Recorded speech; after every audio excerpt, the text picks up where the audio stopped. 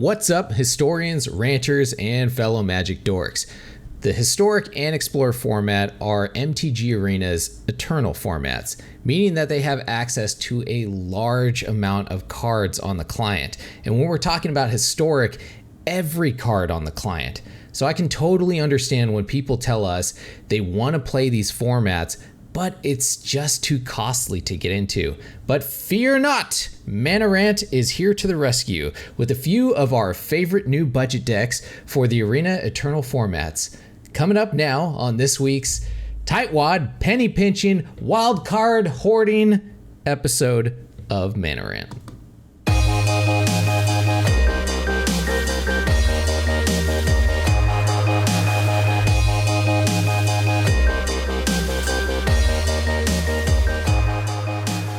But first, I'm Hoshi, the cheapest of cheapskates, grinder of dailies, and drafter of any rares.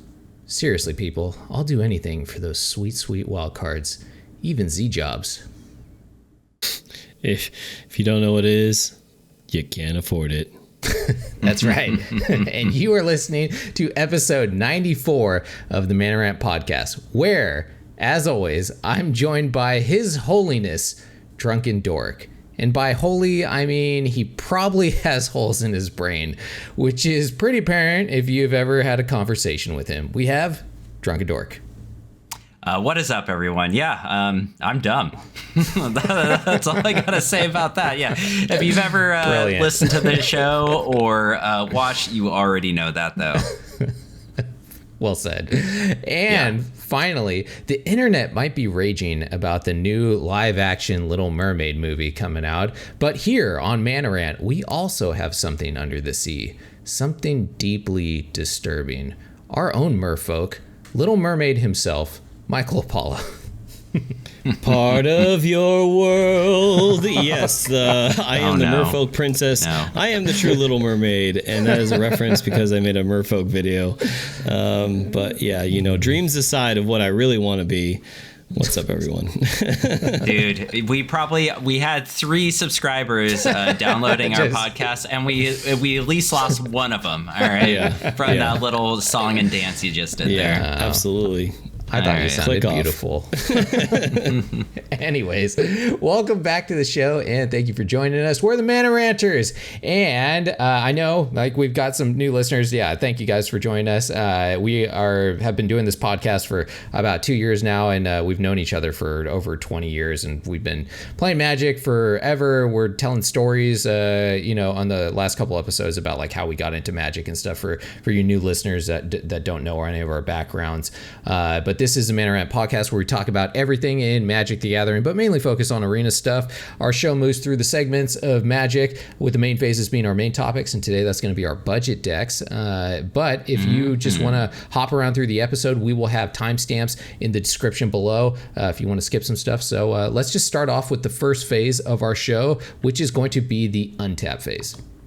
Untap. And Untap is where we start off the show by untapping some sweet, sweet drinks. So, Paulo, what are you untapping tonight? Oh, buddy, I got something today. Do you know? What you got? It's what do we got? Voodoo Ranger, Imperial Hazy IPA. Ooh. Because the Air Force exists. They made a Juice Force, dude. Nice. I had to get it. That's great. This shit's fucking strong, though. I think it's 9.8%, man. I'm going to be toasted. Nice. Yeah.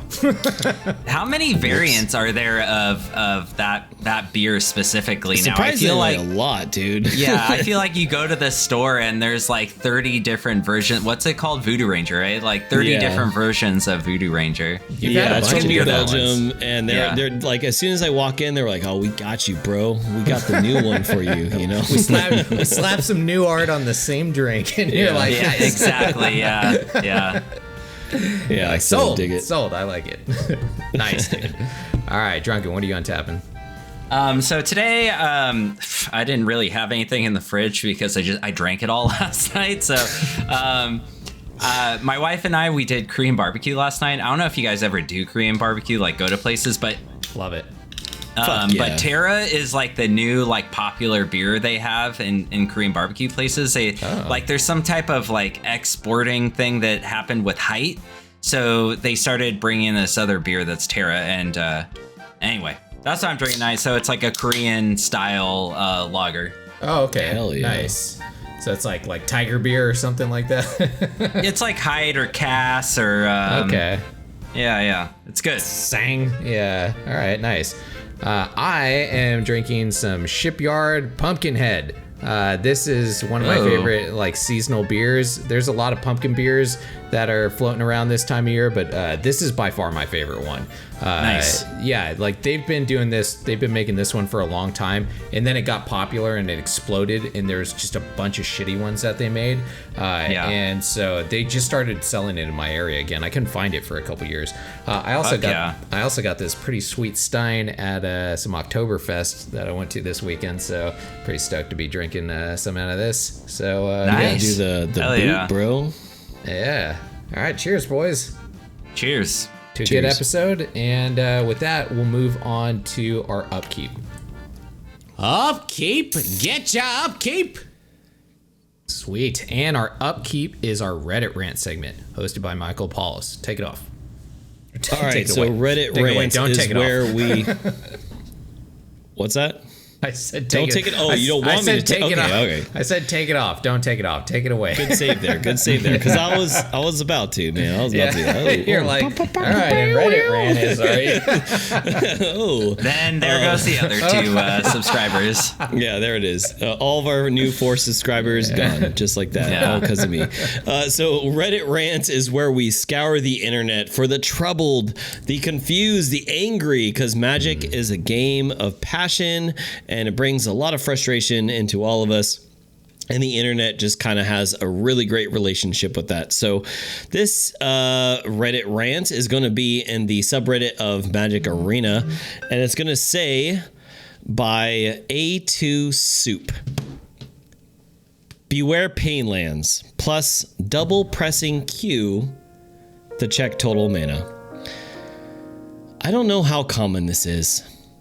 But I have developed a habit on Arena to check my total available mana by double tapping Q. This taps all your lands and floats all your available mana in an easy to read way, which you can then undo by pressing Z. In my last game, I was at 1 life and behind on board, but had strong card advantage. I untapped with the opportunity to cast several spells and likely to turn the game around. To help plan my turn, I double tapped Q to see my available mana. It was late game, so there was a lot. My 1 pain land pinged me for 1 as it tapped. I immediately died. Don't be like me. That's pretty good. Sad story. A2 Soup. I feel for you, brother. Yeah. This can only happen on Arena, my friends. Yeah. In the real world, you can float your mana and Pain Lands would float for colorless, but on Arena, they're like, fuck you, man. We're going to do the exact thing that you don't want to happen. We're going to float that color and you're going to die. Oh, man, this sucks. What do you guys think about this Reddit rant? Hoshi, what do you think about this poor Reddit ranter? Yeah, I haven't had this happen to me, but there's definitely times where I've done something stupid in Arena and I'm like, no, I would never, this wouldn't have happened in paper. No. Like I've accidentally clicked on the wrong thing or something, like I could totally see this happening though, double pressing Q and then it just zaps you. And then that like confusion of, wait, what happened? What the fuck? Why am I dead? Oh yeah. Dude. Yes. Drunken, what about you? Yeah, I mean, I can't tell you how many times where I've like used a creature or something where it's like search for a land, it enters the battlefield tapped, and then the shock land enters the battlefield. I'm like, oh yeah, I want this to come in untapped, and then so I'll take the 2, and then it still enters tapped. I'm like, oh fuck. Yeah, like that. I do that kind of stuff all the time. Or auto tapper in general, like. I always tell myself I'm going to stop using Auto Tapper. I need to stop using it because Auto Tapper doesn't know shit. All right. And so, and like, I just use it all the time. It's like, I'll have 2 spells in my hand, one that's like really viable and one that's not. And I'll use Auto Tapper and it'll tap in a way where it'll use my non-viable spell. Like it'll leave mana open for that one, but not the one that like will actually be useful in that situation. And so, I definitely, I feel you. I feel you, A2 Soup. I feel you hard. Oh, dude. The auto tapper, especially with the artifact deck, it'll be like, okay, all I need to do is tap a mana, and it'll use like the moon snare prototype or whatever to tap one of my artifact you had that lands. problem, right? Yeah, to tap one of my I'm like, why the fuck would you ever do that? Why would I do that? Yeah. It's just like wasting mana like on purpose. I like some of these comments where they're like, misunderstanding the priority of competing meat hook massacre is something that I excel at. And then same applies to competing shield. It's just everyone's like, yeah, I fucked this up and I fucked this up and these triggers all kill me. On Arena, it's just like tons of people being like, yep, and this killed me and that killed It's great. Yeah. I love the comments on this one because it's good to know that, like, you know, sometimes on the Reddit rant we talk about, you know, people who are just like shitting on the format or shitting on their client and people shitting on each other. I think this is one that we can all agree where we've had those moments where we know what we're trying to do, or maybe we just like, you know, just forget for a little bit, and then something as like innocent as double tapping Q can fuck you. You know what I mean? So I dig this. I really dig this. A2 Soup, appreciate you. So I hope you all dig that Reddit rant. And Hoshi, back to you, brother. All right, sweet. Well, that was Reddit rant. If you guys find something funny on the internet that you want to send our way, just throw it in our Discord or something like that. And with that, we'll move into our draw phase. Let's draw. All right, and draw is our MTG News, hosted by his holiest of holy underwears, Drunk at Dork. That's me. What is up, everyone? This is MTG News. This is where we go over news segments and then also talk about decks we've been playing and stuff. But we actually do have some news that we didn't address last episode, and I think it's kind of important. It's something that we generally don't touch on, and that is the event structure on Arena. Like, I'm sure most people are aware that you can join in like historic events at any point of time. You know, it's not just the qualifiers. You can pay 5,000 gold or 750 gems at this point, join in a best of 1 or a best of 3 event, and potentially get a qualifier token or and gems and packs. So recently they changed this. They changed the way the structure works, how the prizes work.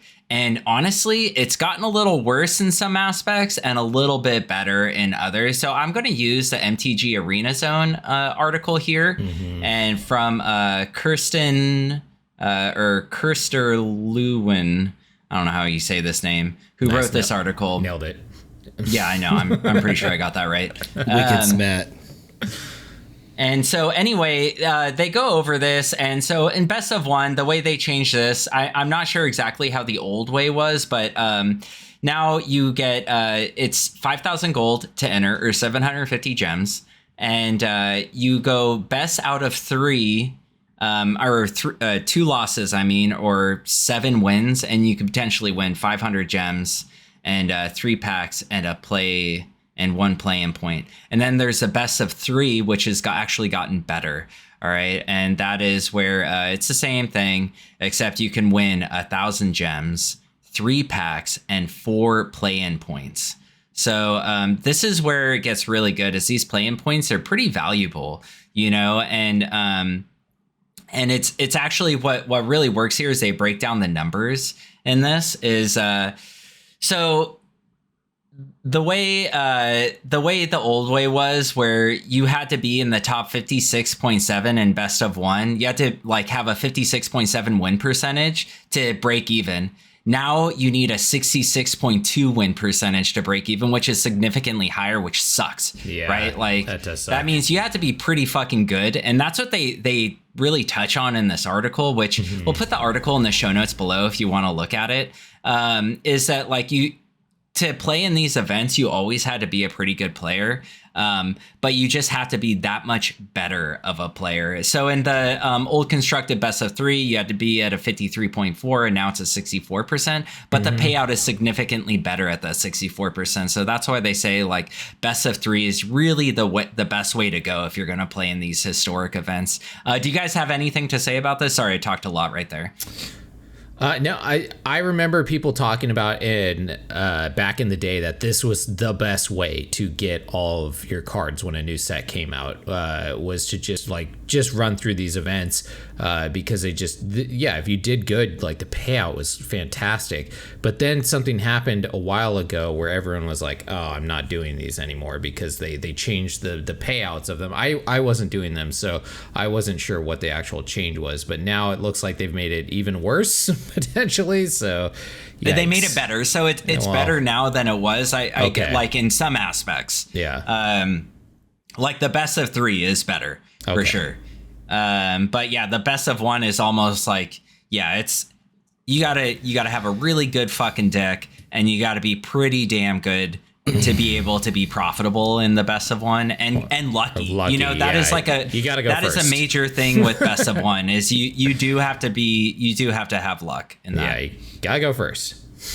So 2 things I wanted to mention. I have no problem embarrassing myself in this aspect. I never even knew about these like constructed events. In pre-production, I was talking to Drunken Dork, and I was saying, is it like relatable to like Moto, how there's like modern like leagues you can do? And even though it's not like that, right? Like it's not, but it's like pseudo, like you can enter into an event for like an X cost and you can get X amount of rewards. And I didn't even knew like this existed in Arena. Like, so that just goes to show like how much of an idiot I am. I just goes like straight to ranked, and I just thought like that was it. So I like that you mentioned this, because for all the new viewers or people who probably just didn't know, this is good information to know. But second, you made a good point about best of 3. I have this like wild conspiracy theory, right? All right. Now, do you think this might be true? I feel like best of 1 is it's not necessarily false. It is like almost factual that best of 1 is the more popular way of playing on Arena. Absolutely. As opposed to best of 3. Yeah. Do you think I can say it 100% because when I queue for best of 3, I always have to wait. When I queue for best of 1, I almost never have to wait. So it like that alone shows, you know. Mm-hmm. So for myself being like primarily like a best of 3 player, do you feel like this is a way to try to get people to play best of 3? Because you said like the rewards, right, are like almost better for best of 3, or like the win, like the outcome for best of 3 is better. Is that what you're saying? Or I don't know if Hoshi, you want to like throw up those rewards again. Maybe I saw that wrong. Let me take a look here. If you're looking at the main point I'm trying to get at is, do you think they're trying to get people to play best of 3 at all? Like, is this like a way for WotC to try to like pull people in? I don't think so at all. Like with the 4 play-in points, like that's what you were saying, right? Like that's more play-in points than best of 1, right? Like, okay, so I'm sorry, I had it wrong. The historic event, the best of 1 historic event, it only costs 375 gems or 2,500 gold. So it's actually less. All right, and you still get a play-in point, you still get 3 packs, you still get your gems back. You know, or you can turn gold into gems. So actually, like, you know, I think to someone looking at it, this is a more approachable one because it's cheaper. The best of 1 events are a little more approachable, actually. Well, look at the amount of wins that you actually need. So it counts 6 wins in best of 1. So that is, you know, you win the 1 match that you're playing. Where best of 3, I believe this is when it talks about wins, like you won the best out of 3. So Yeah. Technically, to get 5 of those, you need to win 10 matches. Yeah. You know, so yeah, you do. So you need to win 7 to get the best of 1s, which is, difficult to do. But in the best of 3 event, you basically need to win 10 matches. So you kind of need to win more actually in the best of 3. They're different formats, so it's weird to compare them in that way. But yeah, you do need to win more times technically in the best of 3 one. Yeah, you do ultimately. Yeah. You're also paying more. And there's also absolutely more strategy involved in the best of 3. You know what I mean? Like, with sideboarding and stuff. It's a more, I think, critical thinking based, like skill based play style of doing it. And I think ultimately that's why people like this new prize pool of the best of 3 is because of that. If you are a good player, this is going to benefit you significantly. Because they didn't have the play-in points before. And if you play these events, you're probably playing the play-in events as well. Yeah, I don't know. Their strategies on is interesting. I think if you're a best of 3 player, you probably, think of yourself as more of like a competitive player, which they might want those playing points more. So they're probably more prone to play a best of 3 type event because that's what's typical in tournaments, right? You're not playing best of 1 in tournaments. So they up the playing points on that and then they charge more. So, that's the nice thing about those that out. Yeah. The nice thing about the qualifier events that these play-in points work for is generally when they do them, they give you options, right? You can either do best of 1 or best of 3 in the qualifiers. Oh, that's cool. Yeah. So often, I don't think they do it every time, but I think they do it generally because I have participated in one and I failed miserably. I think I lost I didn't even get 1 win. And I spent $20 to get into that qualifier. That's how much these things are. Ouch. And I was like, okay, I'm not doing this again. Yeah. But, now that they offer this and I know this and I want to give a shout out to, unfortunately, I can't read your name on Discord, but dude with the Bowser logo, I used to be able to read. He changed his name, though, recently. Yeah. He's the one that brought this up. And he thinks that this is like a significantly better. There's actually been like a little bit of a conversation between FTF Wrestler and I can't say it, Vox something. I don't know. Sorry, I don't know how the hell. Yeah, regardless, the homies on the Discord. Yeah, and they've been going back and forth about it and like kind of like, yeah, well, I think this is better for me. And like, I really think it's a matter of perspective. Like ultimately when you run the numbers, like, yeah, it does seem worse. But if you are like truly a good Magic player, like I think this potentially has like a better payout for you. Do you guys have anything else to say on this? No. Okay. One more thing we're going to talk about is, I'm just going to turn it over to Hoshi because he knows most about this subject. So take it away. Okay, so Unfinity is coming out, which is something that I normally would not care about or even really pay attention to. Yeah, exactly. Which, if you don't know, it's an unset, which is something that normally does not fall into the normal card pool of, Magic cards. It's something that exists outside of them. It doesn't fall into like really any format. It's just like a fun thing. Mark Rosewater, the main designer, he loves these things. It's a joke set. Yeah, it's meant to be like comedic and have like wacky abilities and stuff like that. And they were known as silver border sets, right? But now this is the first time that these things have been legal in eternal formats. So not all of the cards. And so if you look at these cards that I've pulled up on screen right now, some of them have these acorns, these silver acorns at the bottom of them. That means that these are basically the silver border cards, right? Like they are not playable in any format, any real format. However, they have added cards now from these sets that are playable in eternal formats. And the eternal formats are going to be Commander, and then Vintage and Legacy. Okay, so those are the eternal form, and I think maybe Pauper as well. Yes, it's going Pauper to be as in. well. Yeah, Pauper as well. Okay, so if they're going into eternal formats like that, it has not been confirmed yet, but I would not doubt if these made their way into historic. Historic is kind of like the dumpster pool, that everything like ends up getting like kind of shuffled into in Arena. And Arena is Historic is an eternal format, and this is kind of something that I could see them maybe throwing these cards into. And I'm not going to get into everything that's going on in this set unless they actually do confirm that it's coming to Arena.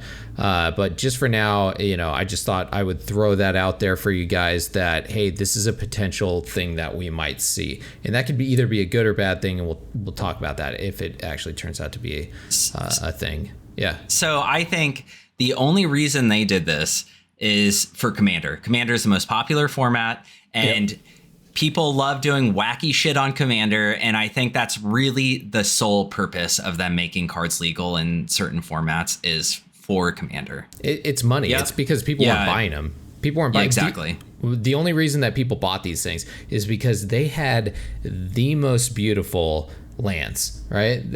And they still do. Those shock lands look fire, dude. Those things look great. Oh, yeah. The lands look great in this set. Yeah, and they're doing this, like, foiling where it's got, like, these starry foiling on it. Like, the cards look beautiful. The art is great, but it's just people don't want to spend the money on it because they don't, they're not usable cards, really. So now they're making them somewhat usable. So, it's just a little different thing that's going on. But, yeah, we might see them in Arena. I wouldn't doubt it. And I bet we'll see the lands. We'll definitely see those lands. We'll see the lands as a purchasable, I think so. It'd be we'll see the lands for sure.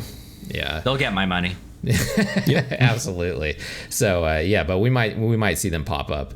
We'll talk about them if they do. And with that, I think that's all we got for the draw phase. Anything else? Yep. No? All right, sweet. Yeah, well, so real quick, things we've been playing. I'm not going to say what I've been playing, but if you guys are listening or watching on YouTube recently, all three of us have released gameplay videos, and that will show what we have been playing. So you can go in there and you can find our gameplay videos and 3 completely different decks doing with really interesting interactions. So go give them a watch. Yeah, and I think we're gonna try and get at least each of us do like a gameplay a week or something. Is what we've been trying to do. Time permitting with our schedules and everything. But great. Well, with that, then let's move into main phase 1. Main phase 1. And main phase 1 is our main topic of tonight, which is going to be budget decks, which is fantastic. I mean, who doesn't love budget decks, right? Yes, I love them. I love being able to craft new decks and, get out of the rut of maybe playing a deck that you played for a long time. And there's no better way to do that than with budget decks, especially if you have a short card pool. So this is, something that, a lot of people, we've been reaching new people, new audiences recently, and a lot of them have been like coming in from whatever weird videos, and they're just saying, hey, I don't even play Historic or Explorer or whatever. We play Standard because we just can't get into it. So this might be a way of you guys getting into, or at least hopping in, dipping your toe into Historic or Explorer and seeing if that format is for you by getting some easily craftable decks. And I think we have some pretty good ones that have some relevant rares that you might need to craft for them. So Apollo, let's start off with your ninja deck that we got. This thing is pretty crazy looking, so take it away. All right, so let me, I had actually another deck pulled up of one of your guys's. So, but pretty much while I pull this up, let me just go ahead and talk about this. So I've been playing a bunch of best of 3. As Drunken has mentioned, we have been doing a lot of gameplays, and best of 3, I believe Drunken Dork has mentioned it too on the last podcast. There's like so much variety on best of 3. Historic is such a good fucking format for best of 3. You see so many fucking wild strategies, and they're fucking good. Like, that's they're a lot good. Of F-bombs, bro. Yeah. Hell yeah, right. Man. I mean, that's what I do. I mean, we're past the minute mark, so we're good. Okay. I never wait. What I've been seeing is a Dimir Ninjas deck. And when I first saw it, I was like, okay, ninjutsu, really? All right, you're going to do this to me? But I've been playing it over and over again. I've seen it quite a lot. And then I started like looking up at like some analytics, seeing like the metadata, seeing how like well this deck is actually performing. And it actually does perform well. It's like literally on the cusp of being tier 1 for best of 1. It's like in that tier 2, tier 1, like so A and S range. So yeah, Dimir ninjas. So the idea of ninjas is playing creatures. Typically you want to play creatures that are very cheap to bring out and they can attack very quickly, and then or they're unblockable, and then you want to use a ninja creature that has ninjutsu, and you pay the ninjutsu cost. If the creature was unblocked, you can pay the ninjutsu cost and you can bring down a ninja. It doesn't necessarily have to be a stronger creature, but the effect of what it does gives you incredible value. So the deck that I have pulled up right now, it's your typical like what you would see, like Brazen Borrower, but for things that can't be blocked, it would be like Changeling, Outcast. We have Fairy Seer is just like a 1/1 flyer, so it's like amazing turn 1 and it dodges everything. Unless they have like that turn 1 removal. We have in form of attacking. Ornithopter, costs nothing, so that's really good. So you can attack for Ornithopter for 0, and then ninjutsu. Has evasion too. It's flying, so yeah, it's great. Yeah, exactly. So, and then we have like the ninja creatures. So we have like Swarm Saboteur, which has Death Touch. When it does combat damage, you conjure a card named Virus Beetle. I believe off the top of my head, Virus Beetle has something to do with discard or something like that. Either way, it's another I form think it's of value. It's like a rat, basically comes in and your opponent discards a card, I think. We have Saiba, Siphoner, Flash. This costs 2 less if there's no instants or sorceries in your hand. And then you can return instants. So it's like a way to like just constantly bounce. And then Ninja of the Deep Hours. This is something that you would always typically see in Ninja decks, especially in Commander. When this deals combat damage to a player, you draw a card, so it's really good value. And then another one where Moon Circuit Hacker, when it does combat damage, you draw a card. If you do, you discard a card unless this entered the battlefield this turn. So again, it's just a way to fill your hand. A lot of ninjas, they have a lot of really great evasion. They have really good combat tricks, and looking at it, you might think like there's no way this deck is good, but with the instant sorceries and enchantments, this deck has like a really great like suite of removal and tempo play as well. So it's a really unique way to do tempo strategy while being aggressive. And so, nice. Like forms of like, removal and counter spells. And then you obviously have like your typical like land base. We have sideboard as well, which I can go over, but like initially, what do you guys think about this deck so far? Hoshi. I like the ninja strategy where cheap things that are unblockable, and then you get the payoff by getting the cheap cost of putting the ninjas in. Okay, there's some things that you didn't really go over here that I don't understand how they fit in this deck. One of them is Retrofitter Foundry, which is a fantastic new artifact that we have. I'm not sure how it fits in the ninja deck. Also Drowned in the Lock. I don't see really a lot of abilities that I'm missing of where you would make your opponent put things in the graveyard. So I'm curious how those two things fit in this deck. So Drowned in the Lock is mostly going to be used as a counter. So with things in the graveyard, so we're going to have like removal, right? So things are going to go into the graveyard essentially with like the early game plan. But also it can destroy a creature as well. So things are definitely going to go into the graveyard, like for sure, because it only costs 2. It's always like a good, like mid to late game play. It gets better as the game goes on, because if our opponents don't get rid of things, then, they're just going to get damage, right? But if they do get rid of things, Drown and Lock gets better. And then the Retrofitter it's more over like a catch-all, because it only costs 1, right? So we can bring it down for 1, and then we can make servos and then sacrifice it to create the 1/1 flying Thopter artifact, so that way we can get another form of evasion.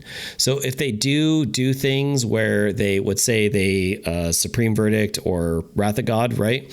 Well, we still have our Retrofitter Foundry still on the board because it only costs 1. And then now we can create those servos and then create 1/1 flying Thopters and then continue the ninja plan. Oh, okay. You know what? I didn't even think that you had Ornithopter in the deck too, which combos with Retrofitter Foundry. So you can potentially get a turn 1 4/4 with that combo. Okay, so that does make sense because it is a rare, and we're talking about budget decks. So I really wanted you to like justify, like why spend the rares on this. If it's going to be in a budget deck. So okay, that makes sense. 4 of them is a steep cost for a budget, but yeah, definitely worth it because of that little combo right there. Okay, cool. This is going to be the one that you're going to dedicate the rares on, but I think it's justified because if you are interested in playing like Azorius Affinity or even like Mono Brown or any kind of like artifact strategy, Retrofitter like fits in and slots into a lot of like artifact strategy. So I think it's like a good safe purchase. Yeah. If you are a new beginner and you have those like base rares that Drunken made a video on, you will have the rares to be able to make this deck minus the lands. Yeah, minus the lands and the sideboard. Yeah, the sideboard is really hefty. Yeah. The sideboard not budget, but yeah. The Retrofitter sideboard's not budget. It's a useful card. I am a best of 3 player, so yeah, it gets a little difficult with best of 3. Best of 3 is Gucci for sure. Yeah, it becomes a little bit more. So how do you think this deck performs if, say you don't have the mana base here, right? So you're stuck with commons and uncommon lands. Do you think this deck will still perform well, or do you think obviously it won't perform as well, but do you think it'll still perform well? So that is quite tough because if you just have like a split amount of islands and swamps, there's dual lands that come in tapped, you can't use those. Having things come in tapped is kind of like defeating the purpose of this deck. I mean, I guess if you are playing tempo, you can definitely sacrifice yourself playing tapped lands. So I can definitely see it more in this deck than any other like typical aggressive strategy. Yeah. So I think you'd be okay with playing some tapped lands. Obviously, you're going to be better with playing lands that come in untapped, right? But you can definitely use like the tapped lands. You can use like some of the other like utility lands until you're able to get those wilds. But essentially, like what you're trying to do, this is what all 3 of us have done. You have to like sacrifice that until you're able to afford those precious dual lands or the rare lands, right? Yeah. And if you're going to go for the duels, I think we mentioned this before in our old podcast that the shock lands, the ones where you have to pay 2 life to make them come in untapped, those are probably the best ones for you to get if you're new to buying like these expensive, eternal lands. Yeah. Like if you want to do this budget, you can definitely do this budget with the lands. Once you get those rares and you really want to sink in on this kind of even the color scheme, it's going to be the shock lands and it's going to be the dual modals. Those are going to be played the pathways, no matter what. Yeah. No matter what. In any deck, great. Best of 1, best of 3, you're going to use the dual modals and you're going to use the shock lands because overall they're going to give you the best options. I agree. Absolutely. Whether you use like the fast lands, the buddy lands, the slow lands. Those ones have varying results. Yeah. It depends on what strategy you're using, but you're definitely going to want the duels, the modals and the shocks for sure. Yeah. All right. Cool. Do you have anything else to say about this deck? Again, I think it's very powerful. Like again, when you're looking at the list, it might seem like there's no way this deck is powerful. It actually is. I've lost quite a few games playing against this deck, and just how explosive it can be and the tempo plays that it can perform. It's really unique, and it's something that kind of catches you off guard. When you're playing against your typical tempo deck, you kind of can like expect what they're going to do. If you're playing like Spirits or, Simic Flash or even Merfolk, you can kind of like play around them. Ninjas they're sneaky and they do it really well. So I think it's a really good strategy. It's been rising up in the ranks. I think it's a sleeper. And I actually think it's going to perform really well in the future. I have one more question.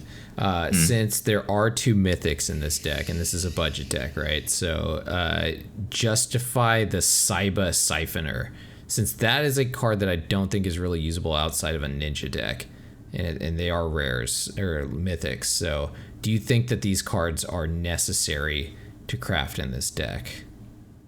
They're not necessary to craft in this deck. This is going to be more over on tuning the deck to how the deck should perform at its like most optimal.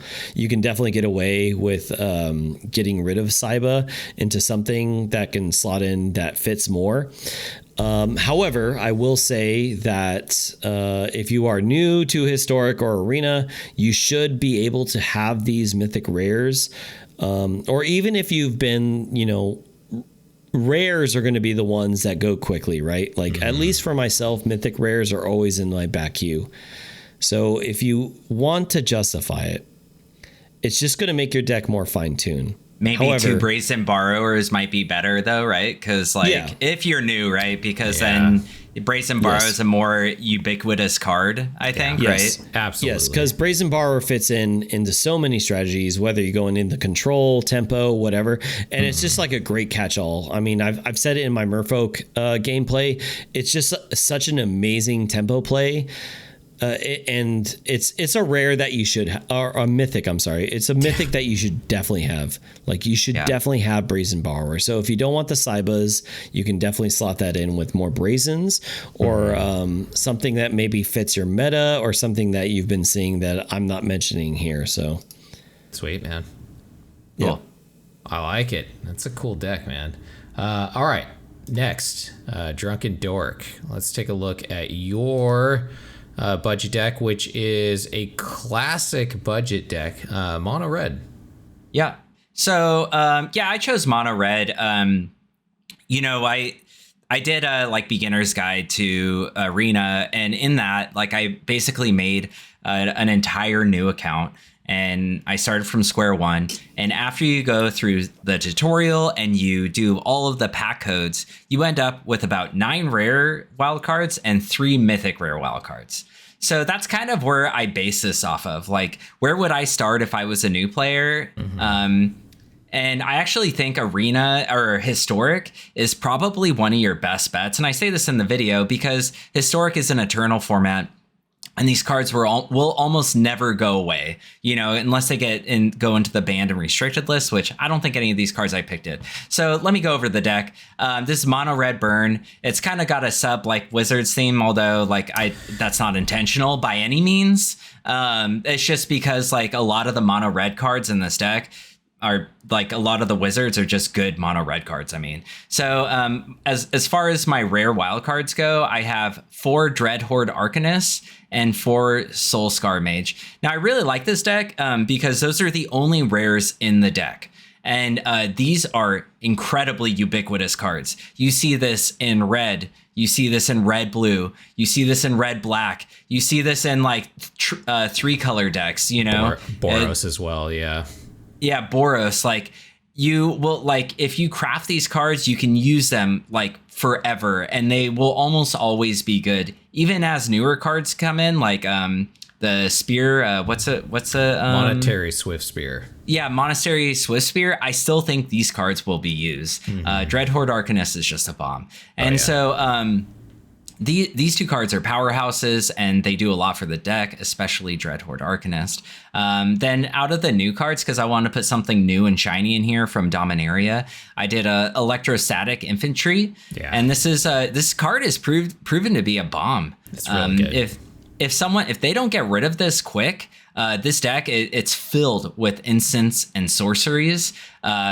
This thing will just pop off, man, and it'll be a 10-10 in no time. It's incredible how fast, how quick this deck does damage. And that's basically what this deck is doing. This is a best of 1 deck. You're just trying to get in, do as much damage as you possibly can, as quick as you can, and just destroy your opponent. Then we have 4 Gitu Lava Runner, also a wizard.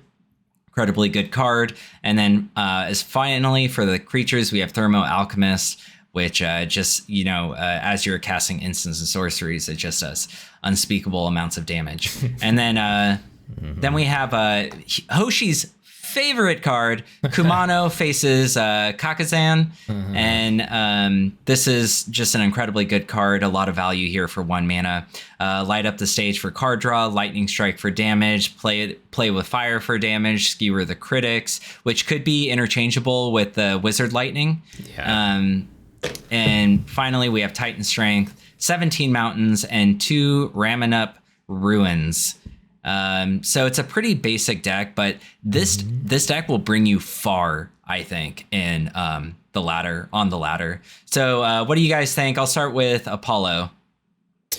First, I want to mention, do you remember when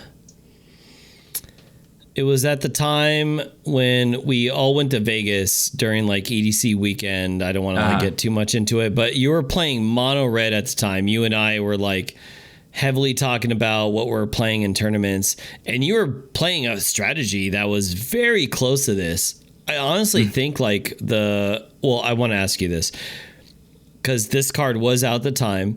Monastery Swiftspear, would that just replace Gitu Lava Runner? Yes, absolutely. Okay. That's exactly what I would take off for sure. Yeah. Okay. Yeah. I agree with that. And then this is just a great mono red deck. Like, this is something I've seen you play for many years. Knowing you, like, I like this. I like the Titan Strength. I like the Soul Scar Mage. I like just like the interaction in general. Dreadhorde Arcanist is really good in this strategy. Kumano is really good. I love the lightning strikes and the light up the stage. Skewer the critics. I like that. We don't really see that too much anymore, which is kind of unfortunate. A lot of people have gone for the Wizard's Lightning, but I like seeing it here. So yeah, this is like your typical mono red strategy. I really love it. And if you're getting into best of one or just historic in general, I really like it. Like, I really like this deck. Yeah. Cool. Hoshi, got anything to say? Anything to add? Yeah, first of all, you called this a historic deck. Actually, this is an explorer deck. Oh, yeah, you could play this in Explorer, too. That's right. Yep. There's nothing... I maybe Titan Strength. I'm not sure if Titan Strength falls into Pioneer. It does. I think it does. Falls into... Yeah, okay. Absolutely Then this is an explorer deck. You do not need to play this in historic. Everything else is, this is all paper legal cards that you have in here. So it's great. The other thing that I would say is that, you could have maybe thrown some lands in here that would have helped out. Since you're using mono red, you can throw some things in there like Field of Ruin, which might help you take out some problematic lands that your opponent might have, utility lands, right? There are a bunch of utility lands. I don't think your updated version has Ramenup, so I edited it and I added Ramenup Ruins, which is the one that deals 2 damage. I have 2 of those in there. The other one that you might want to do is Castle Embereth too, which is another one that can help pump your guys. At least like one of those. I was trying to keep it a minimum of rares though. That was my thing. Yeah, it's good to throw those in there just in case you because they're really good lands, right? That you might want to just throw absolutely. in there. I agree. Just as an option. Okay, so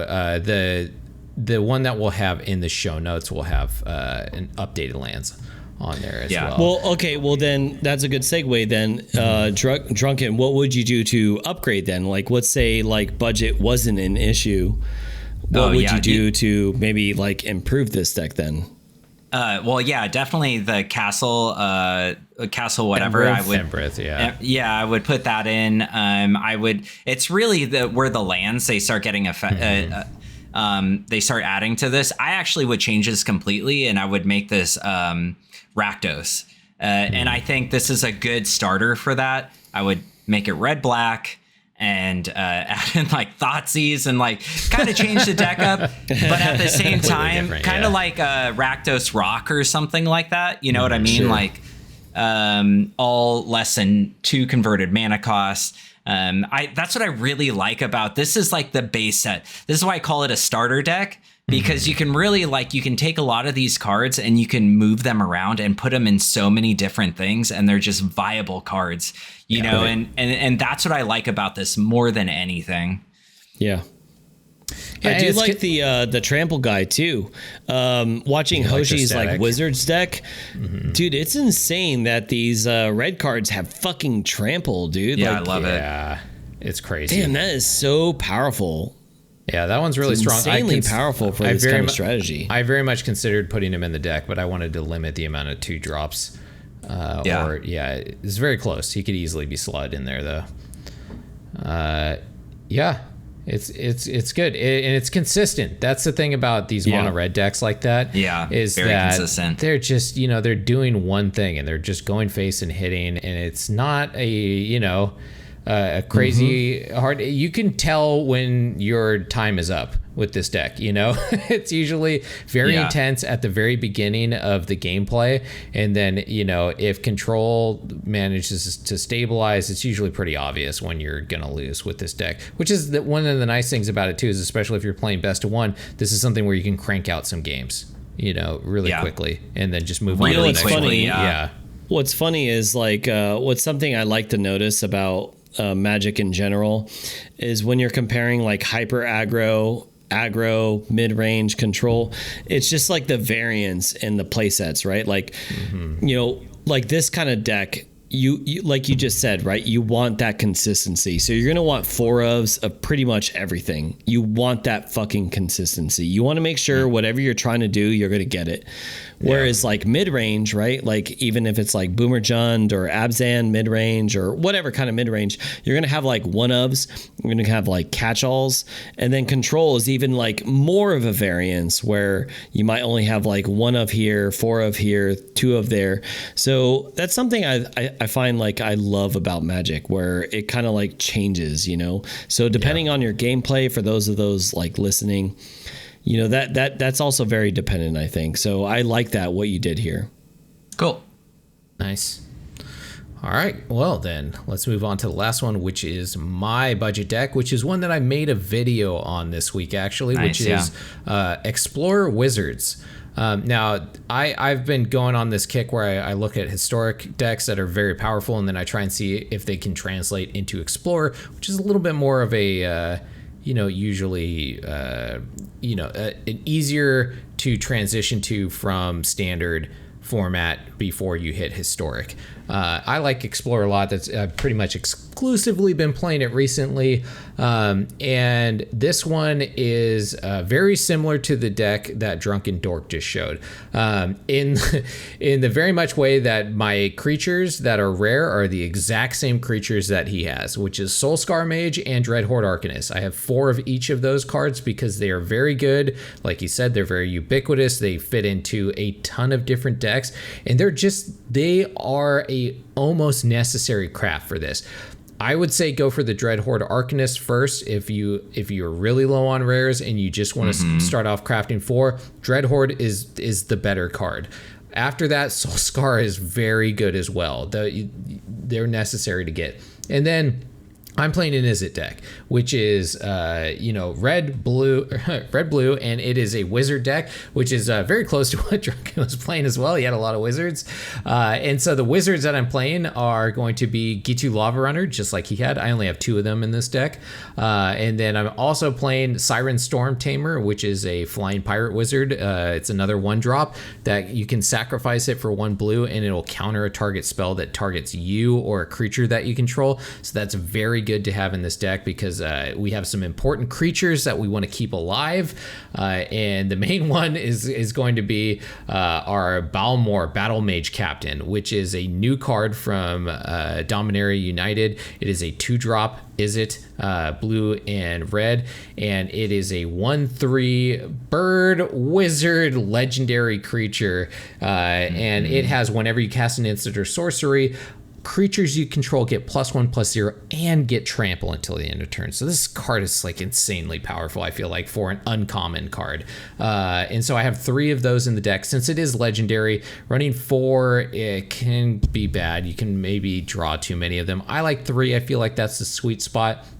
Could be wrong. I have Battlewing Mystic, which is another new card, which is another bird wizard. It has kicker on it, so you can play it for 2, and it's just a 2/1 wizard with flying.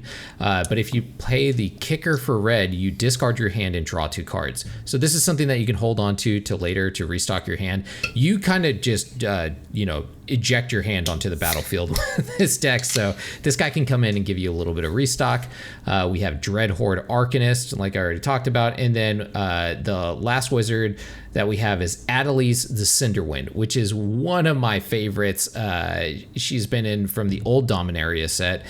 She's a legendary creature, a 3-drop, which is a colorless, a blue and a red for a human wizard that is 2/2 with flying and haste. So slightly better than Balmar in that way. And whenever you cast an instant or sorcery spell, wizards you control get +1/+1 until the end of turn. So very similar to Balmar.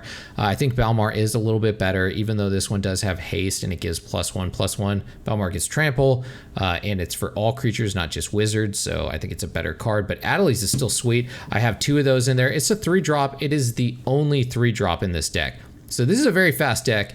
The spells that I have, for instance, I have Consider, I have Fading Hope, I have Play with Fire, just like Drunken, and we have Shore Up, which is a new one as well, where you can untap a creature and give it +1/+1, and Hexproof, which is some needed protection for this deck, and it buffs. It's really good out of the new set. Spikefield Hazard, which is also a land. It's a dual modal, which has definitely been very useful a lot of times. And then I have Wizard Lightning, which is very good as well for instant. So everything is a wizard. So Wizard Lightning is basically just like Lightning Strike, except it costs 1. It's great. And then I have 1 sorcery in this deck, which is Ancestral Anger, which is a cantrip, right? It draws you a card, and then it also gives your creature +X+0, which is the amount of these that you have in the graveyard. So I feel like this is a really good cantrip. It's a good card. I love it. Yeah. So you want instants in this deck though, because I want to be casting these things while I'm attacking to battle trick my opponents. I don't want them to know just like how hard they're about to get hit yet, so that they make misplays, right? Because you are going to be explosive on your turns. This is giving them a little bit more information before you attack, because you have to do it before attack. Also, if I do something like Consider during my attack and I draw one of these, I can't use it. So that's the only reason I don't like these. You can replace these with Ops, or some other like instant like battle trick, like the one that you just had in there, like Titan Strength or something like that. But I really do like these ones. I feel like they're worth putting in there because you draw a card from them. And then with lands, I went expensive with my lands here, even though this is a budget deck. I have the upgraded version. So I have Den of the Bugbear in here, which is, a man land, fantastic. Then all the dual modals. I have one of the new Pain lands in there, all the shock lands. I have the Skakuzan, the Crucible, and all that, dude. So I got all the Gucci lands in there if you want to see what the land, should look like. So, Apollo, what do you think of Wizards? I actually love this deck. I love your video on it. If you haven't seen it, you guys definitely have to see it. I do like what you and Drunken have both said, and you've guys like kind of kept on theme where if you're gonna like dedicate your wilds into something, Soulscar Mage is a very good one, and Dreadhorde Arcanist, because it's gonna slot into other strategies as well. You're gonna see it all the time. Aside from your lands, I want to talk about your lands in a little bit, but something I wanted to comment on was the Ancestral Anger, because even though it is a sorcery and you're kind of giving away information of what you're doing, right? Mm-hmm. Because everything you have is so cheap, in the likelihood that you do have open mana, it still leaves combat tricks, right? Yeah. So it's going to force your opponent to be like, oh, well, I know this is, +X+0, I'm going to block this way. Cool story, bro. I'm going to play it with fire, or, I'm going to do something, right? Like you can do very easily a combat trick or Wizard's Lightning or whatever the plethora of fucking instants that you have in this deck. So I do like it. Watching your gameplay, I really like that you were able to use Ancestral Anger you were confidently able to swing in, and then you would like draw cards and then get consider and then like draw more cards, right? So you have that like cantrip kind of strategy that you would see in like something like a grape shot. So I like that because it just everything synergizes. It pumps up Soul Scar Mage. Obviously fucking Dreadhorde Arcanist like benefits from this. So I really like this deck. Free casts. Yeah. Like when you mentioned in your video, and if you haven't, you have to watch Hoshi's video because there's a lot of other strategies out there. There seems to be a common thing on Wizards. I agree with you. I like yours more because I like the numbers. Everyone online is like hating on Adeliz. It's like, oh, boom, Adeliz is automatically out. Balmor is automatically in. Definitely Balmor has to be in, for sure. It's Balmor's like better than Adeliz, as you mentioned, but it doesn't mean Adeliz is still really good because you just want those alternate options, right? Like if I can have more Cocos, like more collected companies, something that had that kind of effect. Yeah. You know what I mean? Like whether it's like Birthing Pod or whatever, I'm going to take it, even if it's a 1 of or a 2 of. So having that Adeliz gives that like pseudo. And when you have them together, it is absolutely insane. It's insane. You can only have one Balmor, but I didn't get any of those gameplays in on my video, but I've played it before where I've had them both, and it just they're dead. If you have any spells, like your opponent is dead usually because the damage just stacks up like crazy. Really good deck. A lot like Drunken's in the sense of accessibility. However, even though you said like it has a lot of similarities to Drunken, it plays completely different than Drunken's. Like Drunken's is a very straightforward mono red strategy where yours is also straightforward, but there's tempo plays that are involved, a lot of combat tricks. Mostly a lot of your deck is through combat. Whereas Drunken's is through burn, right? Like getting through that damage, just getting at that 20 down to 0. But one thing I do want to say is the lands. Okay, so you mentioned the lands are pretty expensive. Oh, yeah. What can you do to make this truly budget? Like, you... Like, Drunken asked me, so can you make this pure islands and mountains? Or what can you do? You can, but once again, it's kind of like your deck that you were talking about. This is a fast deck, so if you can, craft those steam vents, and if you can crack those river, those river pathways, the dual modals. Yeah, those dual modals. Those will help out the most. I have some other things like sulfur flats and stuff in here, right? Because I have those. But yeah, you can do the all mountain, all island, and just try it out that way, right? And then build it up from there. But if you these are always good crafts, like you said. But yeah, it's the same deal with your deck, basically, like you were talking about. You can do it, but you're gonna get better results with the upgraded lands. Agreed. Yeah, for best of one, this is amazing. I dig the list, dude. Oh, I forgot one thing. You also get your companion in here. Since there is no dual colored mana cost, you can run Gigantha in this deck as well. So there is an extra rare on there. He's a bonus. You don't need Gigantha, but you can run him in this deck, and I don't know why. Yeah, it's an extra card basically in your hand, that you can summon at any point. So you can have a companion with this deck too, which is good after a board wipe for sure. Amazing, yeah, very good to have. Yep. Gigantha's won me some games before with this, so yeah. Drunken, anything? Yeah, I mean, to speak on the lands, like you were asking about my deck, I actually think one of the best lands you have in here is Den of the Bugbear. I think out of all the man lands that we have in Historic and Explorer or whatever, Den of the Bugbear is the best. It's the best. Besides maybe the black one. Yeah.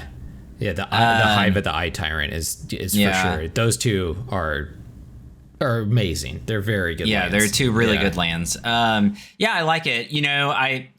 I really do think Balmor is an incredible card. I've been playing a lot of Draft recently, and you see Balmor a lot in draft. Yeah. And anytime I've run across a Balmor deck in draft, I lose. It's just like the card goes off like so quickly. Oh, yeah. And you know, when I've played against these wizard decks and I'm not using heavily targeted removal decks, these decks, like, once again, will go off pretty well. You know, like it's insane. Like they can win, like, you know, turn 3, turn 4, which brings me to, you know, unlike Apollo, I actually think Adelice is probably like my least favorite card in this deck. I don't think it's bad, and I don't think this is a bad craft because it's an uncommon, right? So it's always good to explore things and see what you like and dislike. But it just seems like a more explosive, fun card to the deck because, like, it is on turn. Yeah, exactly, Like a right? Because Winmore? I actually think I think Balmor isn't. I think Balmor is just a really good card because its value is there. It's 2 mana, and so like on turn 2, you're generally not winning.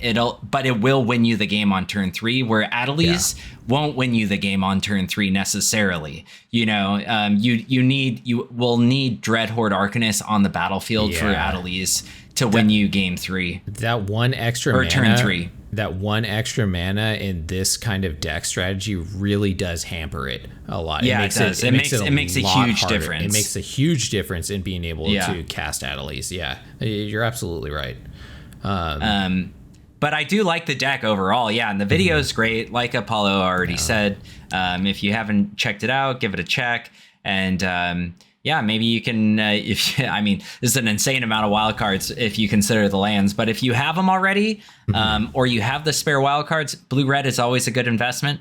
It's always going to be a strong deck type, blue and red. So you won't go wrong crafting these lands specifically. Yeah. The other substitution that you can make for maybe Soulscar Mage or Adelice or something in this deck, I mentioned it in my video, is Ledger Shredder, which is a really good card. If you're coming from standard, you should have that card. It came from the El Capino or whatever that set was.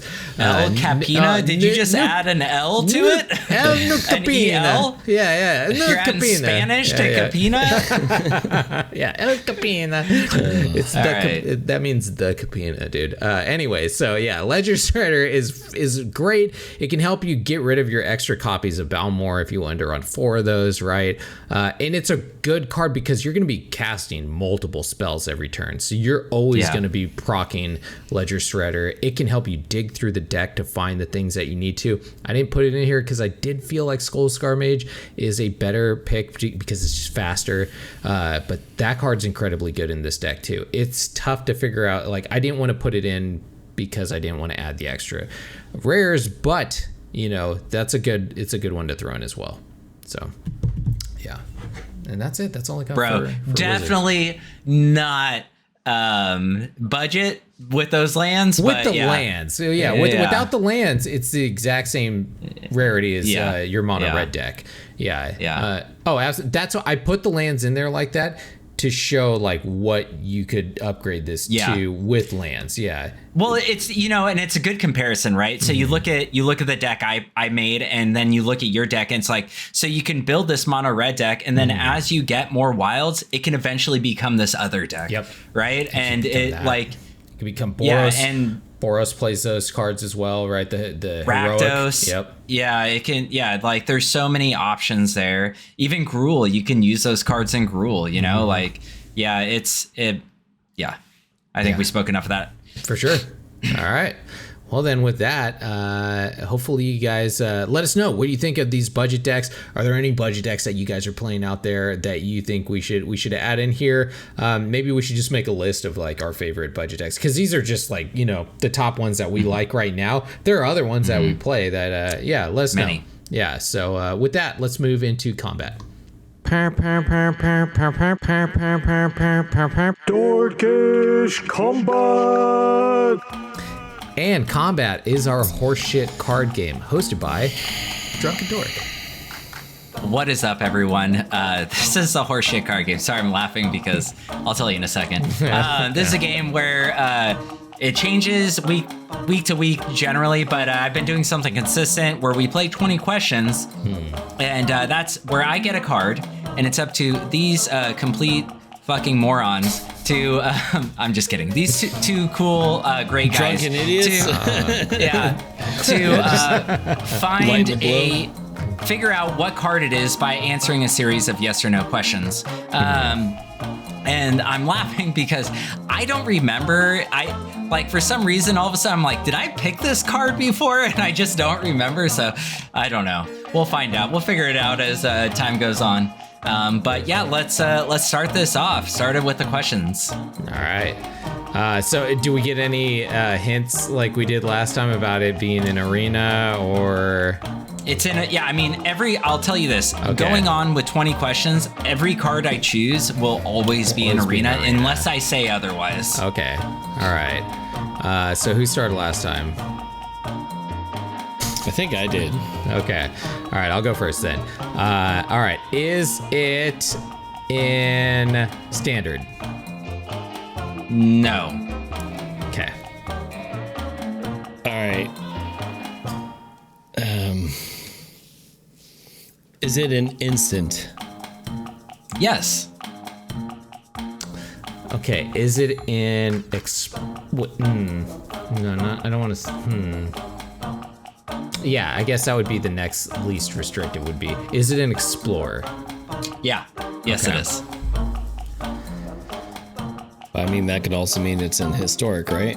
Well, yeah, Well, but it that will always be in historic if it's It's an always explorer. in historic. that cuts out okay. that cuts out the alchemy and the anthologies and all that though. So it does. That's true. Cut- And cut standard. That's good. Good question right there, man. Yeah. Thank Okay. you. Is it 3 CMC or less? Yes. Okay. More questions. Oh, by the way, I didn't say it. If they get in less than 10 or 10 or less, they get a gold star. If they get it in 20, they just win, and it's like, whatever, man. We're never gonna get that. Yeah. You've gotten it before. You've gotten in less than 10. Last time, I think you got in less than 10. Okay. Okay. So we know it's not in standard. It's an explorer. It's an instant that is 3 or less. And did you ask for a color yet or anything? Nope. No. Okay. Nope. Is it black? Yes. Ooh, yeah. First one. Nice. Okay.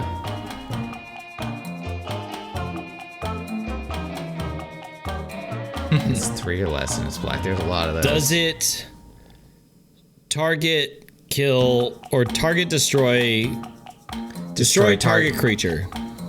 No. Ooh. Oh, Okay. it's not a kill spell. Does it have an opponent discard a card?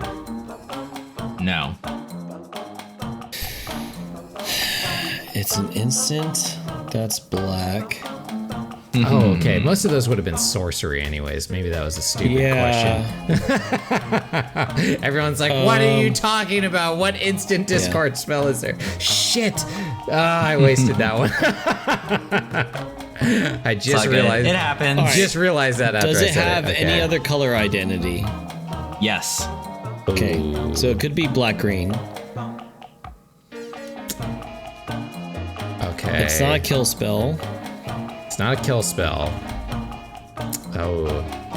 Well, okay, wait, hold on.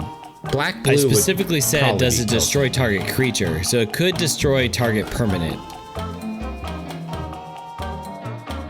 Maybe. So, what's it called? It's still on the table. What's that green-black card? Assassin's Trophy? Yeah, that would be. But we don't even know if it's green or black yet. I mean, You gotta ask, dude. You gotta figure out what other color it is. I already asked. It's your turn. Wait, what'd you ask? I asked if it has any other color identity. Oh, okay. Is it green black? Yes, it is. Okay. All right, it's What green did you black. say? That's 9. That's 9 right there.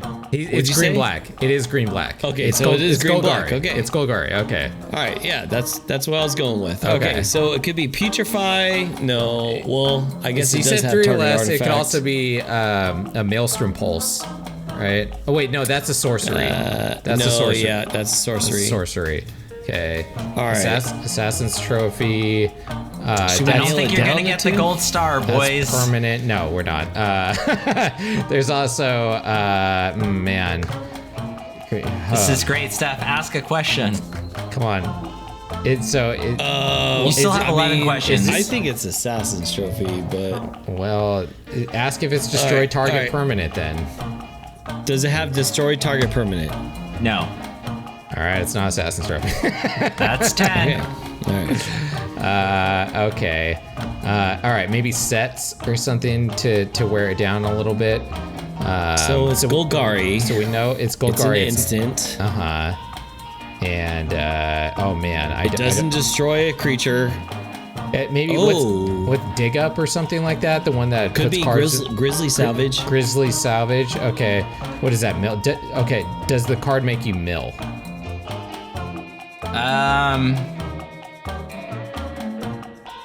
I think he's probably trying to think if it is technically mill. I think Grizzly Salvage Grizzly makes you mill Salvage. like 4 cards or something, right? And then return something. All right. Reword your question. Does it put cards in your graveyard? Say that. Okay. Does it make you put cards into your own graveyard? Yes. Okay. I mean, we still don't know. You said 3 or less, so and it's an instant. Should I say is it 2 or less, or should I say does it? Grizzly Salvage is an instant. What set is that from? I know it's an Explorer. I mean, it's an older set. It's definitely an Explorer and an Historic. Yeah, I'm trying to think of any other one that makes you mill stuff that is not in. That's Pretty sure it's not with green black. I think it is. You want to just go for it, dude? Let's just go for it. Yeah. Yeah. Is it Grizzly Salvage? Yes, it is. Yes. So good job, congratulations. Thank you. So technically, it doesn't mill you. Yeah. So the way it's worded is reveal the top 5 cards of your library. You may put a creature or land card from among them into your hand. Put the rest in your graveyard. So you're not actually milling. That's why it's like. Okay. That's why I asked you to Nice. reword it because it doesn't technically. He was like, It's like, oh, it's a weird text. Yeah, they did the Wizards thing where they they were like, Yeah, because they even reworded it when it came back out. So it's from Historic Anthology 5. I mean, it's from Return to Ravnica. Oh, okay. But it was released into Arena on Historic Anthology 5. And so they reworded it there once Mill already came out. And it still doesn't have Mill because you're actually looking at the cards before they hit your graveyard. Gotcha. Yeah. Okay. Cool. All right. Hey, we got it. No gold star. Because... Congratulations. Thank you. Yay. I lose again, but that's good. I want you guys to win. I want to make it a little harder. I want to push it out to like closer to 20, you know? So next one, I'm going to make it a little bit harder. Oh, no. I haven't picked this one before, have I? I feel like, No. no, you haven't, but I feel like if we don't get the gold star, you still win. I don't know. No, but Because you know what? The internet is definitely yelling at us right now, and they've been telling us since like question 2, it was Grizzly Salvage. No, They're like Question 2? unsubbing like crazy. Question 2? Yeah, Okay. question 2. All Yeah, right. dude, They're there's like significantly magic smarter than geniuses you. who are Maybe like, in the that's for maybe sure. in the comments they're saying that, but there's no way. There's no fucking They're way. like, bro, I had this by question 0. Maybe before 10. You're like, bro, you need to up I your... saw the glimmer in Drunken's eye, and I knew And I it was knew. Grizzly Salvage. Grizzly So- Salvage. This is like I always try and incorporate this card into like so many decks. I love this card so Yeah, much. me too. It's a, Yep. Nice. it's a good card. Yep. Good shit. Fun card. All right. Can't wait till we get that one elf that mills as well. I don't know. What Sure, else. yeah. Yeah. Me too, man. Do you know what I'm All talking about? Yeah, You return cool, a land. Cool It's also for story, return to bro. Come on, man. You guys don't know fucking. Dude. Drunken, I know that. you should elf. know. I love it. That's my favorite card. Yeah, cool. Let's cool, go cool. to let's go to main phase 2. Fuck you guys. I'm going home. And main phase 2 is our drunken memoirs. Oh man, we're running pretty long into the podcast right now, though. We are. So I mean, we might have to skip them. This week was going to be mine. I mean, I've been playing for a long time. I started playing when I was a kid. Whatever the set is where Lotus came out in. Black Lotus came out in the very first sets, like when they hit stores. I don't know if like alpha and beta. Hey, Paula, you've been doing the whole retrospective thing. I know like alpha and beta, like some of them were like very limited where they didn't get released to everyone yet. So what was the first like mass release set to everybody? It'd be revised, I believe, or third edition. Yeah, so alpha beta was still like very into a very small community. Yeah. Revised is like one of the very first like mass releases, and then until like where third it hit edition. comic book stores, you know, like Right. where Like you're gonna see a lot of variations of Wrath of God, right? That say like 93 all the way up to 97. Which, fun fact, not to like do a little flex here, but dude, I have a fucking the very first, not the very first. Okay, not the 93 or whatever Wrath of God, but the 97 Wrath of God.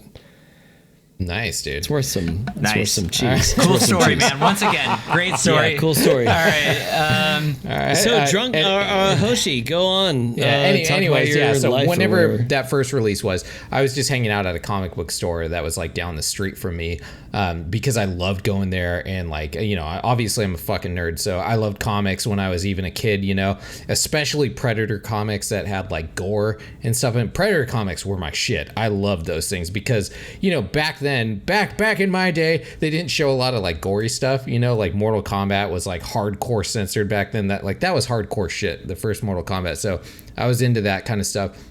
And the super cool like Indian lady that ran the comic book store, she was like, hey, if you like that stuff, you should check out this new card game that we got. And she was showing me the black cards in the card game and in Magic, because the black cards back then, you know, were pretty, you know, they were dark.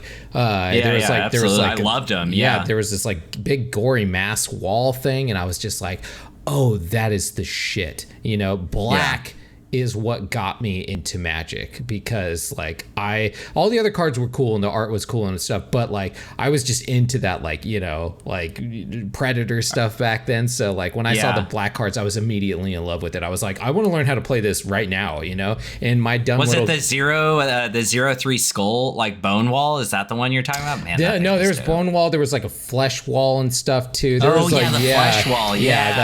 It was like a massive meat. There's cool. Yeah, there was some gnarly stuff back then, and I just loved it immediately. I was like, I want to learn how to play this game, but I was an idiot and I didn't play it right for a very long time. But that is what immediately got me into it, was the art, you know, and black specifically.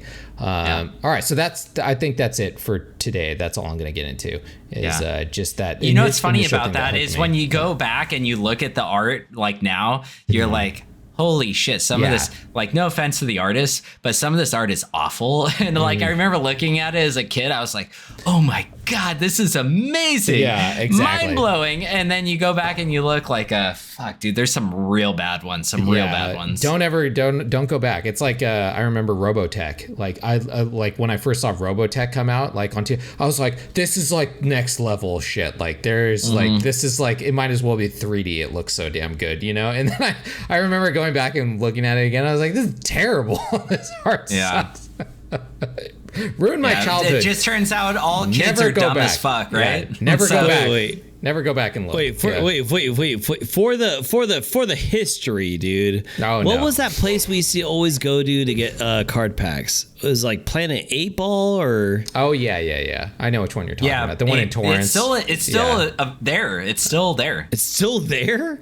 Yeah. Nice. I went during COVID. I went to my mom. I visited my mom in LA, and it's still there. Yeah. That's legit, dude. Yeah, I know exactly what you're talking about. It was a place where they had like a lot of like card stuff, right? Yeah. And other like nerd stuff. I really don't remember other than Magic. I just know we just bought packs there. Yeah, the place where I first got introduced to it, it's like a porn store now. It is no longer owned by that sweet old Indian lady that was like, nice. God, yeah, she was so fucking cool, man. Like that's the next evolution of magic is porn magic. It's just porn magic. Yeah, I haven't seen those. There's drunken magic, right? Or there's like beer. What is it? What was that one magic set that you guys had? Where it was all the proxy? Booze Cube. Yeah, Booze Cube. Yeah, it's so fun. That fucking Jesus, man, we've gotten so trashed off of that. Yeah. It's good. It's good. We should frat boy planeswalker +2. Everyone takes a fucking shotgun or whatever. We should record a set of playing Booze Cube together. That would be great. We've never, or that'd be terrible. It'd be one of those. Let us know. Yeah. Do you want to see us play Booze Cube and possibly throw up? Yeah, no, probably not. Let us know. I don't think so. The end of the thing would just be all of us sitting in front of the camera like, just passed out. Music blaring. All right. Well, with that, we'll carry on with our drunken memoirs on the next episode. So with that, let's move into our end step. End step. And end step is going to be our comments, questions, corrections. Hey, we finally got a soundbite for it. There we go. So that is going to be taken directly from our Discord. We have a channel on there called Comments, Questions, and Corrections, where all of you guys can go in there and you can type whatever you want. Comments about the episodes, questions that you have about us, or corrections or concerns, or you want to yell at us, whatever. We'll read it on the episode. So, Apollo, what do we have in there this week? All right. So on comments, questions, corrections, it's kind of like a dual segment because we also have like podcasts, like topic suggestions as well. So on the actual comments, questions, we really honestly don't have anything that we've already touched in the last week other than Jacavio saying, since episodes are bi-weekly now, it would be nice to have a quick meta snapshot update. Okay. We're trying, man. We understand. Yeah. It sucks that, our schedules fucking suck, dude. We're so fucking busy and we're trying to maintain this channel. Get them videos out for y'all. We do want to do that. And I believe I already addressed this, but we're going to try to do mini videos where if there's any kind of variant changes that we haven't said already, we're going to say meta changes. So make sure that you guys have your number one source on Arena, Historic, Explorer. You're going to have the meta. You're going to have the meta detail, and it's going to come from us three, any one of us three. And we'll go ahead and give that to you. So be sure to stay tuned for that. And then we have another, new homie on the Discord. And Old Man Fingers, I don't know about this bi-weekly stuff. I've resorted to listening to multiple modern podcasts. I basically just read off Moto deck list at Trophied. It's incredibly boring. First guy, so 4-color Omnath is running an off-color Triumph for Domain. Other guy, this deck is hot fire. Third guy, I don't know, this Domain card is bad. Just play more Omnaths. So yeah, dude, this is why you gotta subscribe to the channel, man, because we're 3 fucking idiots, but we bring something different to the channel through the platform in general. He wants us to do it every week is what it sounds like. And we used to. It's tough, man. It's because it's a big commitment, and getting all 3 of us together like this is tough to do every week. And I think our lives have increased. Our live quality has increased since we switched to doing it every other week. And we just have more to talk about on those times. So, I think we're going to keep it like this unless we actually start making money off this channel significantly. This seems like a better format. Sorry. Fingers. I agree. I really appreciate this that you guys are saying this. It's always nice to hear that people want more content from us. Absolutely. And if I had the time in my life, I would absolutely do it. And I think maybe if we hit a threshold or something, like Hoshi said, if there's a way, we eventually make money or something, we might do it. We might do it weekly or something. But before then, unfortunately, we can only do it once a week. Once every other week, but we do have these gameplay videos that we are also making. Yeah. And I do think, like, if you heard us every week, right now we struggle to find content sometimes because we are like kind of specific, which is a good thing and a bad thing at the same time. It sets us apart from other podcasts because we are the premier historic podcast, right? Absolutely. And so that's great. But at the same time, like, there's only so much historic information that we can gather. And like today we're reaching and we're like discussing, we're like, fuck, what do we talk about? Is it going to be Infinity? Is it going to be like these budget decks? Like, and I think, eventually if, we do have more people, what'll end up happening is we'll probably have more bite-sized podcasts. Mm-hmm. If we ever do it weekly again, and it just more like I don't know, maybe a little easier to listen to. Maybe just a quick subject instead of like the full show with all the phases and stuff like we do right now. We'll skip second. We'll be like amateur Magic players, and we'll skip the second main phase and just play all our spells on main phase 1. All main phase 1, yeah. Yeah. Nice. Yeah, that was cool. Appreciate it, dude. So yeah, kind of like a test of that, like. Hey, if you follow us on Discord, we'll listen because that's what we really thrive on. Yeah. You guys drive the channel. We became a historic centric podcast because of y'all. Y'all wanted it, and we gave it to y'all. And now we're the #1 historic eccentric podcast, and I love that for sure. Yeah. Eccentric, definitely eccentric. Yes. Professionals, no. Yeah. Eccentric, yes. But our Discord is where we thrive. So if you want to join that Discord, if you have something you want to say, if you really do believe in us, you can have a say in the channel. And that can only be done through our Discord. Otherwise, we won't be able to hear your voice. Yeah, absolutely. So be sure to join that. And then the final thing I did want to mention was from Mythwind, who talked about wildcard management, which I think is very important. That's like a really good topic I think we can touch on, because that is something we have been touching on quite extensively, especially in just this episode alone, because wildcards fucking suck, dude, and it's hard to manage them. That's something that we can definitely talk about and touch on. Mythwin is a fucking homie. He's been a long time homie of the channel. So aside from like doing something like a Patreon, if you guys want to interact with us, you have to do it through Discord. And we do listen. We listen to all the comments. We hear them. We interact with y'all. The community is really great. So with that, I think I just want to end it there. Did you say Mythwin wants to do wildcard management? This son of a bitch has like 1,000 wild cards. That's why he doesn't know how to use them, He's like 100 million wild cards. He's troubled. Mythwind is troubled. He needs to put those wild cards in a high yield savings account is what he needs to invest them in Bitcoin, all right? Getting some interest, some wild card interest. Yeah. Anything else, guys? That's good. No, other than that, that's it. I can't stress it enough. Just join the Discord. Sweet, man. All right. Well, with that, let's move into our cleanup phase. Cleanup. Cleanup is just our social media phase where we just tell you how to get a hold of us. We've been talking about Discord. So other than that, right, we do this show on YouTube. So you can see our ugly faces on there. We've also been doing a bunch of gameplays and stuff recently too. So check those out.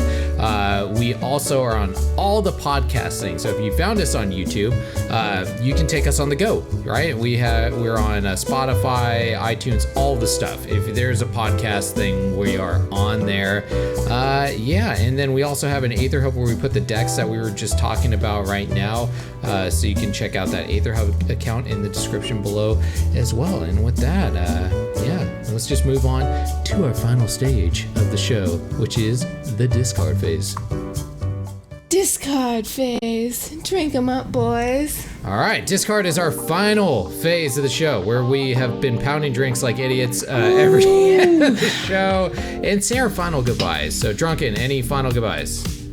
Dude, Apollo, you look like shit right now, dude. You look like you're about to fall asleep on the cast. Love you guys. Thank you for 9.9. watching.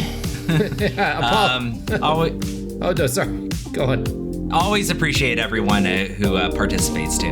Absolutely. Apollo, make it quick. I'm a little mermaid. Goodbye. That was perfect. All right, guys. We will see you again here in 2 weeks when we are back on Mana Rant. Cheers, everybody. Cheers. Cheers, you fucks.